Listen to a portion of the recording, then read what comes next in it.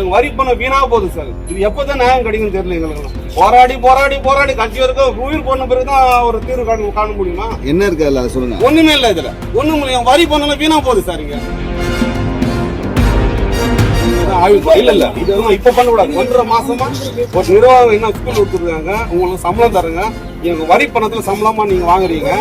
ஆனா இந்த அலட்சியம் போக்கு எப்படி இது? ஆட்சி மாறினா கூட காட்சி மாறாத கிடையாது.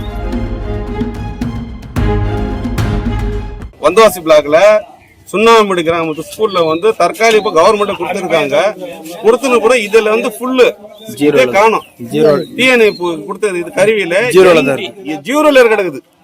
இது திடீர்னு இப்ப எடுத்து பார்த்தா அந்த ஃபயர் நடந்திருக்குது. விபத்து எடுத்து பார்த்தா எதுவுமே இல்ல. இதுல கேஸ் வந்து தற்சமா விபத்து வெடிச்சிருக்குது.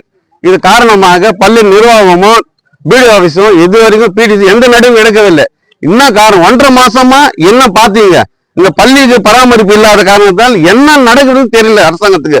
பள்ளித்துறை அமைச்சர் நான் சீர் செஞ்சுட்டேன், சரியான பார்க்க போகுது, நான் வந்து ஒழுங்கு நடவடிக்கை எடுத்துக்குன்னு சொல்றாரு. இதுதான் ஒழுங்கு நடக்குதுன்னு தெரியவில்லை.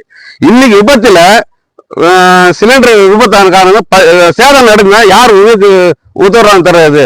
இனி ஒரு காலங்களில் எந்த பள்ளியும் காலை உணவு மதிய உணவு அந்த என்னென்ன இருக்கு கேஸ் சரியான பாதுகாப்பு செஞ்சு மாணவருக்கு பாதுகாப்பு செய்யணும் கேட்டுக்கொள்கிறேன். நன்றி, வணக்கம்.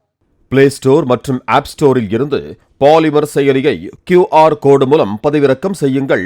செய்திகளை உடனுக்குடன் பெறுங்கள்.